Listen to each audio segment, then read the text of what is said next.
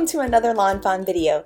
Today we are introducing our brand new die, Scalloped Treat Box. It is the latest in all of our three-dimensional gift box dies, and I cannot wait to show you guys this one.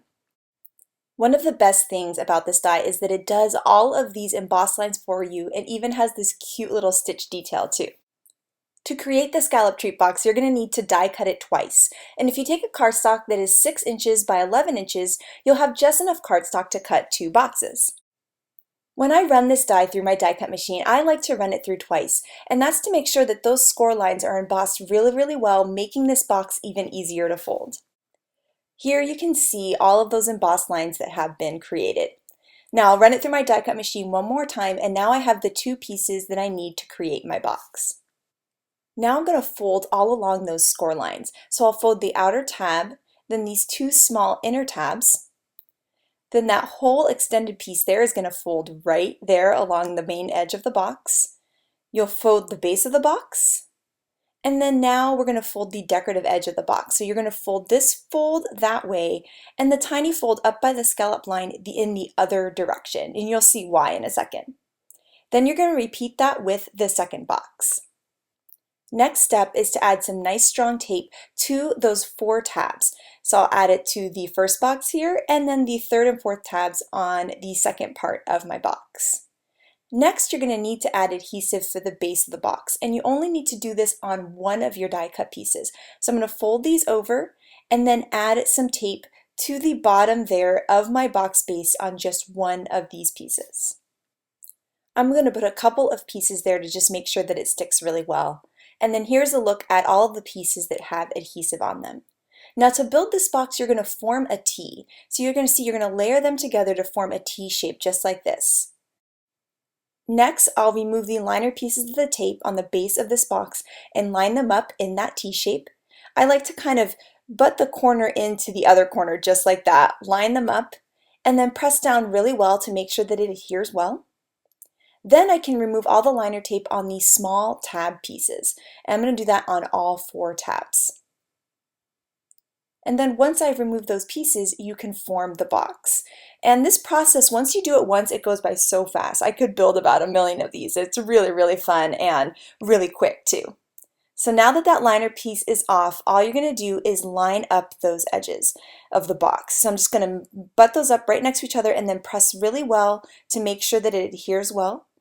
And then do the same thing on all 4 sides. I'm going to line up those corners, press inside the box, line up these ones, and press inside the box and do that one last time. Now, one of the things I love about the Scalloped Treat Box is that it can close without adhesive, meaning you can open and close the box as many times as you want because you don't need any adhesive there. And that's because we have these little tabs on the outer edges. So I'm going to line up those top pieces there and then put the tabs through the openings on the outer tabs, just like that. That's going to close the box but make it super easy to open and close over and over again. Now the other awesome thing about this box is that it fits a gift card. So it is perfect for teacher gifts and holidays and birthdays and so much. You could put little gifts like candies or jewelry, but you can also fit a gift card inside. So I'm just going to plop that right in the middle. And then I can close the box just like I did before. And this is a great way to jazz up a gift card. It's such a fun way to present a gift, and I think anybody would just love it. And so here is a look at what this box looks like. It's so cute and sweet. I love the scallop detail with the little stitch edging around the opening, and I love how easy it is to open and close the box too. Now my favorite way to use this box is to use it with pattern paper. So I'm cutting a 12 by 12 piece of pattern paper here down to 6 by 12, and I've gone ahead and cut 2 pieces with my die, and I'm going to fold this just like I did before. So on that outer tab, the inner tabs there, then the entire arm extension.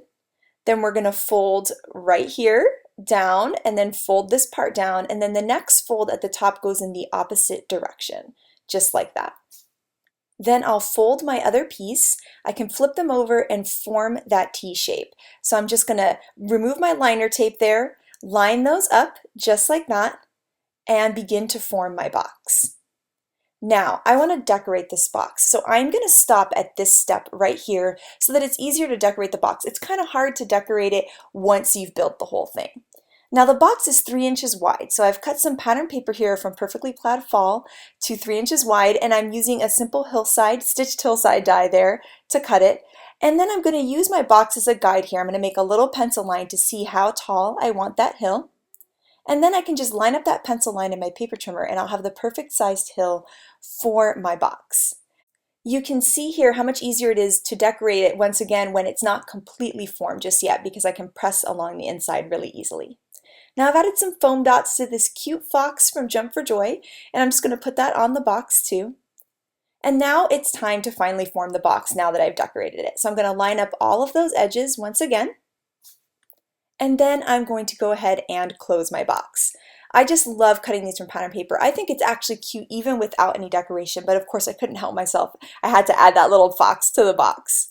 Now we have brand new Put a Bow on It dies, and this is the medium size bow from that set. So I've cut that from some coordinating pattern paper from Perfectly Plaid Fall. I'm going to roll all of those edges of the bow around my pencil to make it a really nice bouncy bow. And then I'm using glue dots there. I put a glue dot down and I'm going to line up that one left piece. And now I can line up the right piece, add a glue dot to that extended tab, and wrap that tab all the way around the bow and adhere it to the back. I'll then add another glue dot to my little bow base there. And then I can line up that bow on top and give it some cute little ribbon ends coming out from either side of the bow. I'm going to add a few more glue dots to the back of my bow, and this medium-sized bow is sized perfectly to fit on the Scalloped Treat Box. So I just love using it this way. It's really a nice little finishing touch for this box. I just can't get over how cute it is. Oh my gosh, with that bow on the top, adorable. And I cannot wait to give this to someone. And I have a bunch of these created so they're ready to go for birthdays or thank yous or anything else that I can think of. Next, I thought it would be fun to create a Halloween treat box because Halloween will be here before we know it. And one of the cool things about that top part of the box, the place where we placed the bow earlier, is it's perfect for sentiments. So I went ahead and stamped with some Versamark ink. I'm adding my white heat embossing powder here. And then I'm going to heat it with my heat tool to create a nice bright white sentiment on this awesome Let's Polka in the Dark pattern paper. I'm going to line up the box just like I did before, creating my T shape, and then I'm going to stop right there so that I can decorate the front of the box again. I'm using the new stitch tree borders and cutting them from some black cardstock to make them kind of look like little spooky Halloween trees. And here I've taken my dog from Happy Halloween and added a witch costume to her.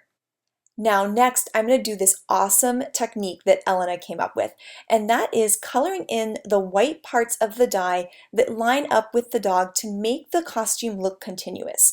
So anywhere where the white part of the die is lining up with the gray part of the dog, I am coloring the white part of that die gray. Then I'm going to take a little Sharpie marker and extend the parts of the dog, so the dog's belly, the dog's ear, and the dog's legs.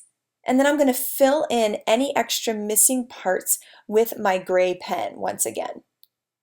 And it really is such a cool look. I just love it. Elena, you are awesome. This is such a cool idea. So right there, just filling it in, and it actually goes by really, really quickly and gives your die cut a really cool look. And here is the look at the Happy Halloween dog with this cool finished die cut edge technique. Now that my dog is all colored, it is time to work on my box. So once again, I'm going to line up my trees where I want them, do a little pencil line, and line that up in my paper trimmer. I can adhere this down to the front of my box. And then I'm going to take some foam dots and add my cute little Halloween dog to the front too. Now I can go ahead and form the box. So I've removed all of that liner tape and I'm lining those tabs up. And then I'm going to build the box, and now it's ready for some treats.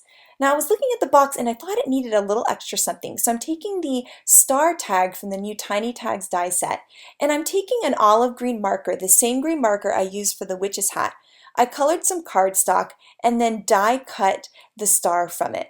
I'm stamping it with a sentiment from Tiny Tag Sayings, also a brand new stamp set.